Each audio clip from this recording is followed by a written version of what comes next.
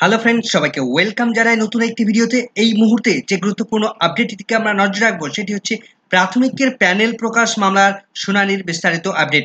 ৫৯,০০০ প্রাথমিক panel district wise প্রকাশের যে মামলা, সেই মামলার গুরুত্বপূর্ণ আপডেট।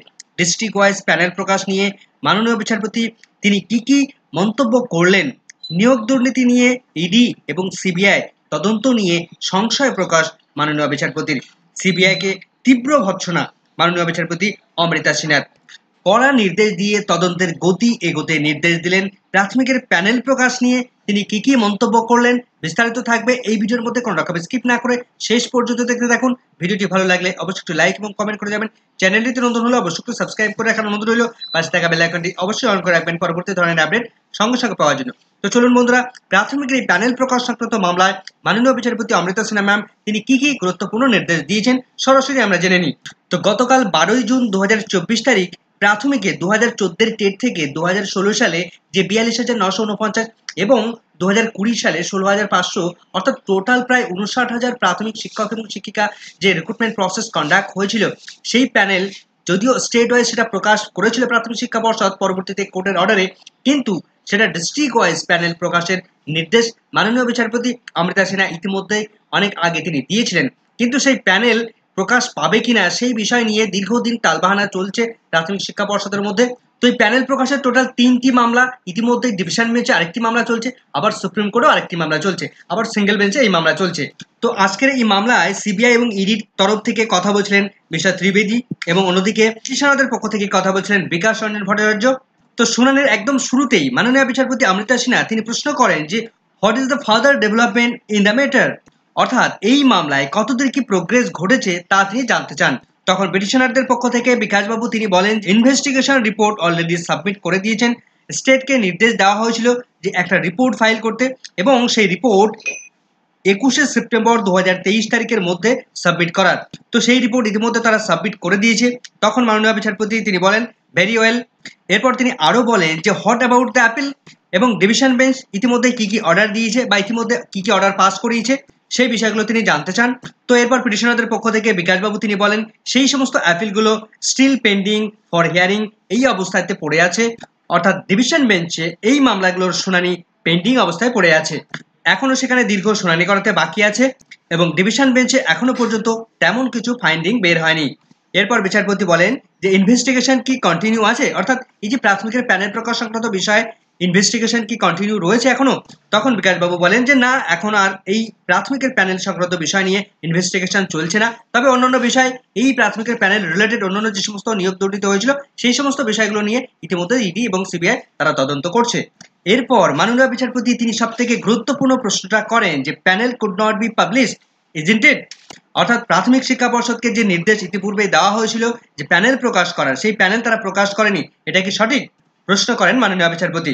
পিটিশনারের পক্ষ থেকে বিকাশবাবু তিনি বলেন প্যানেল কুড নট পাবলিশ এবং আরো বলেন যে বিকজ ডিভিশন বেঞ্চে স্টে অর্ডার দেওয়ায় প্রাথমিক এই প্যানেল প্রকাশিত হয়নি বা প্রকাশ করেনি প্রাথমিক শিক্ষা পর্ষদ।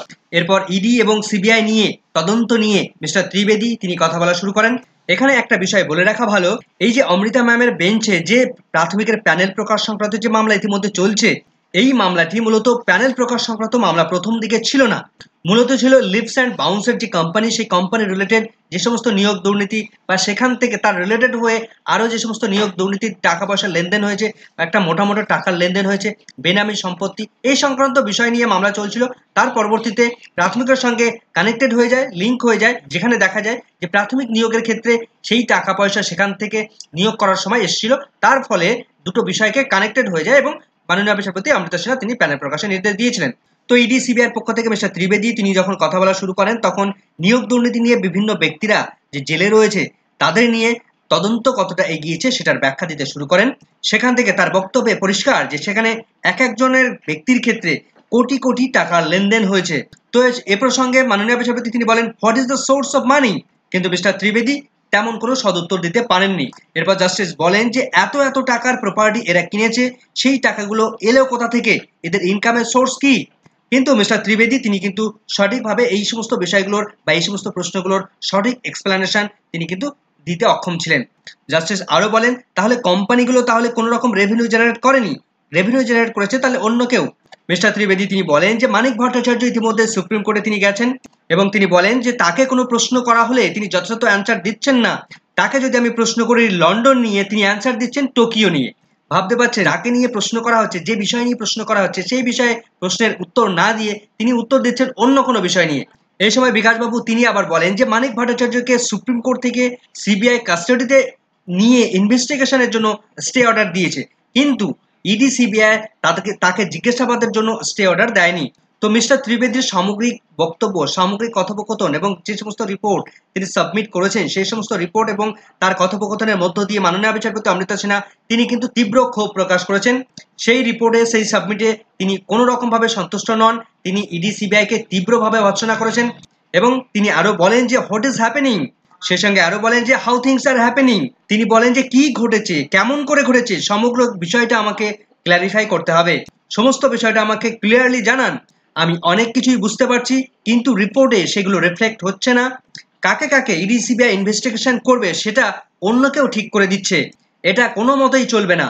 অল রিপোর্টগুলো যে জেনুইন সোর্স থেকে নিতে হবে সেটা কিন্তু পরিষ্কারভাবে তিনি উল্লেখ করে দিলেন। এবং তিনি আরও বলেন যে আপনার অফিসারদের এক্সট্রিমলি কেয়ারফুল হতে বলুন। এন্টায়ার ইনভেস্টিগেশনকে কোর্ট মনিটর করছে। এবং মাননীয় বিচারপতি তিনি আরও প্রশ্ন করেন যে who are being interrogated, who are not being interrogated and why not being interrogated, অনেকটাই তিনি আঁচ করতে পারছেন। তো সমস্ত প্রশ্নের উত্তর ইডি সিবিআইকে তাদের বের করতে হবে এবং তদন্ত করে সেগুলোকে কোর্টকে সাবমিট করতে হবে। এবং তিনি আরও বলেন যে হয়তো সবাইকে ইন্টারোগেট করা সম্ভব হবে না, কিন্তু ম্যাক্সিমাম জনকে যেন ইন্টারোগেট করা হয় সে বিষয়ে তিনি কড়া নির্দেশ দেন। এরপর বিকাশবাবু সুজয় কৃষ্ণ ভদ্রের ভয়েস স্যাম্পেল নিয়ে প্রসঙ্গ তোলেন।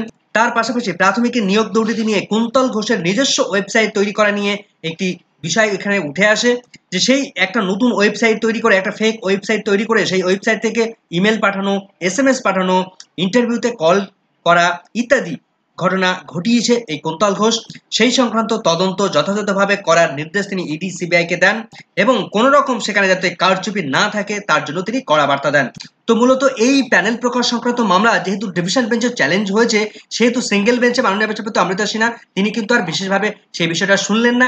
কিন্তু এই বিষয়টা নিয়ে যে সমস্ত আর্থিক লেনদেন হয়েছে, এত পরিমাণে টাকার, এত কোটি কোটি টাকার লেনদেন হয়েছে, সেই সমস্ত বিষয়ের দিকে কিন্তু ফোকাস হচ্ছে। মূলত লিপস অ্যান্ড বাউন্সের যে এই কোম্পানির সঙ্গে যে সমস্ত টাকা পয়সা লেনদেন হয়েছে, কোটি কোটি টাকার লেনদেন হয়েছে এবং বিভিন্ন ব্যক্তিরা যেভাবে জড়িয়ে আছে, সেই সংক্রান্ত বিষয়গুলো নিয়ে কিন্তু এই মামলাটি হাইলাইট হয়েছে।